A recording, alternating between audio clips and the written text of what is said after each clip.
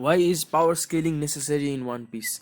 Lately, I have seen some videos about how power scaling spoils One Piece, and the fans are spoiling One Piece by bringing up power scaling, which I think is very inaccurate. I think it's ridiculous. The entire story of One Piece is about power scaling, and Oda has made the power scale very clear. One Piece is about the Straw Hats slowly climbing the levels of the power scale, and Luffy being the strongest and thus the most free among the pirates or in the entire world, and receiving actual freedom. Oda has made the plot very clear from the start. Throughout East Blue, Luffy went from island to island, saving them based on pure or his raw strength alone. Nothing else mattered. There were no strategies, no tricks. Luffy just dove in and defeated the strongest guy, and mainly the villain of the arc, and then the whole island was saved, just based on the Luffy's raw strength. And then in Enies lobby, Oda confirmed it when Luffy said that he needed to get stronger to be able to protect his crew. That means he needs to climb the power scale. Luffy acknowledges that he is nowhere near Aokiji's power level, so he needs to get stronger to get to that power scale level.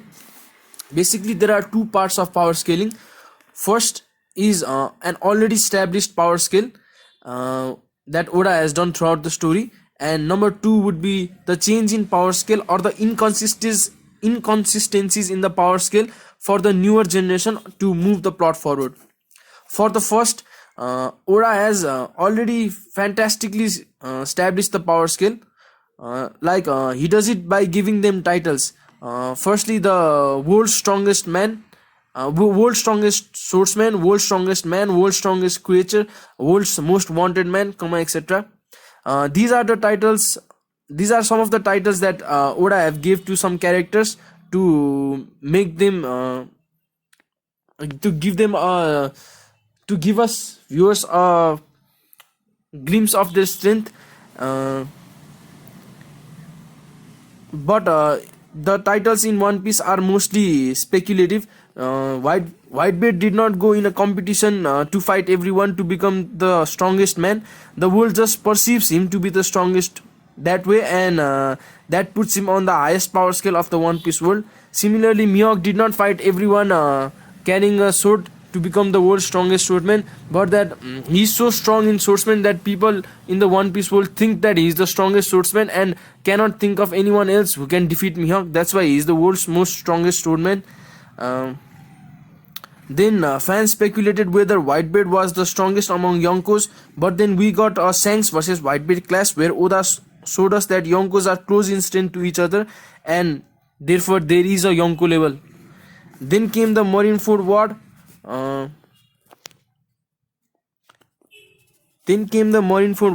Imagine if something had happened to Whitebeard before the Marineford War, and he died or something, and still the remaining Whitebeard pirates came to attack Marineford. Do you think the Marines would need all of their force? I don't think so. An injured Akainu was able to defeat the rest of the Whitebeard pirates easily after Whitebeard had died, and he also got a shot at Luffy and Jinbei, although the rest of the Whitebeard pirates were trying to protect him. So I don't think they needed all of their forces to just fight the Whitebeard pirates without Whitebeard. 3 admirals and some foot soldiers would have been more than enough to completely decimate the Whitebeard pirates without Whitebeard. When they came with Whitebeard, every one of the marine was needed. The Whitebeard made such a big difference that they needed the entire marine fleet, from Garp, Sengoku, and all the vice admirals, all soldiers, all captains, all admirals. That was Whitebeard made a big difference there. So Oda made it clear that Yonkos were in the level of their own. Similarly, he also made it clear about the admiral level. Akainu and Aokiji were very close in strength due to their fight in Punk Hazard. So Kizaru was also most likely in the similar range.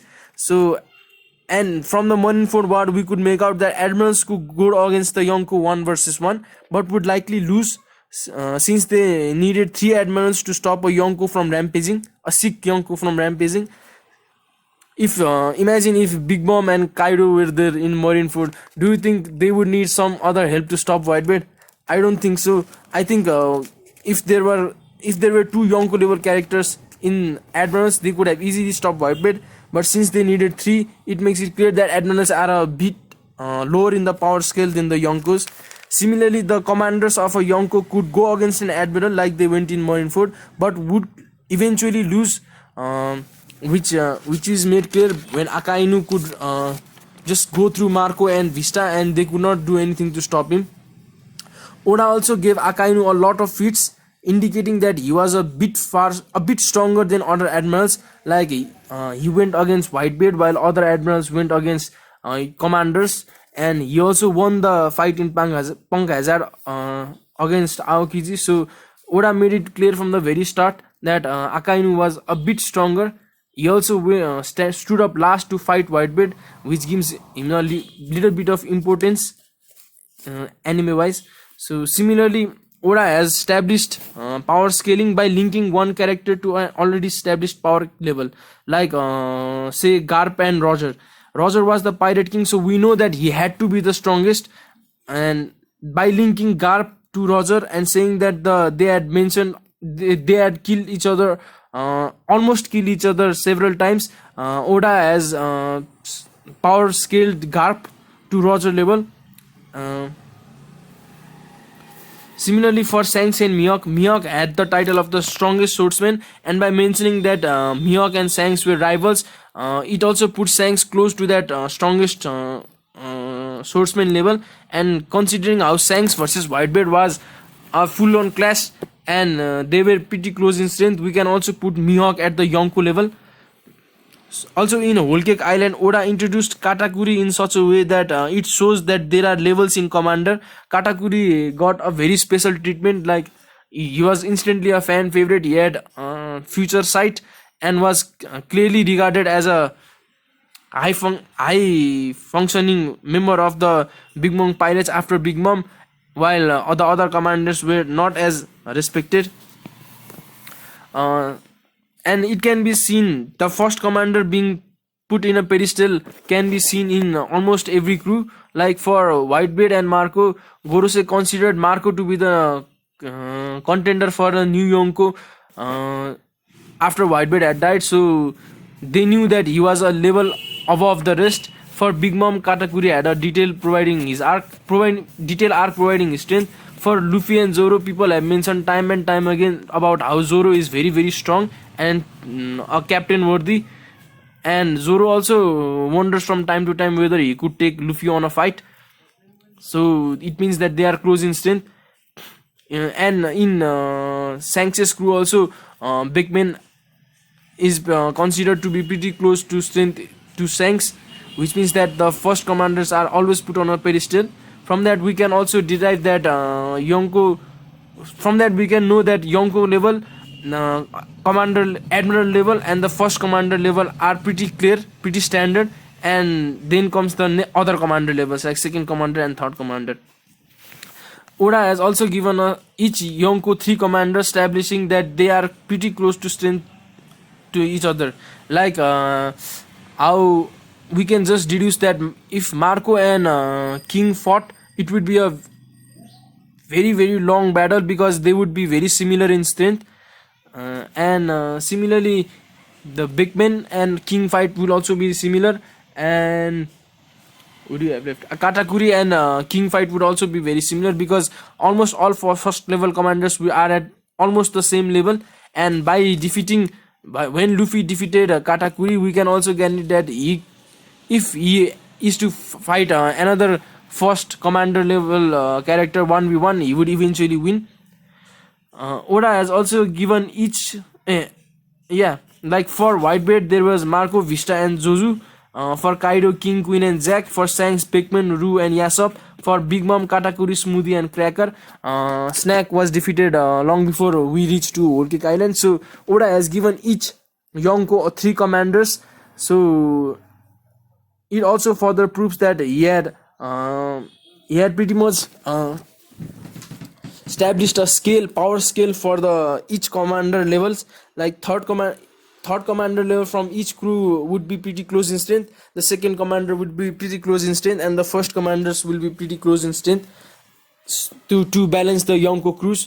Like if Kaido had three first commander level characters, then they could have easily defeated the other Yonkos. So to make the story make sense, Oda has already established that by giving each an equal number of commanders, Oda established that they are pretty close in strength. Oda himself has made power scale an integral part of the One Piece, like how admirals in the Marineford said that Luffy was not on the level when Luffy climbed with that log in their platform. uh, it shows that Oda had pretty much the power scale in his mind when writing One Piece. And also Luffy also defeated Cracker to reach the third commander level, and after defeating Katakuri he was the first commander level.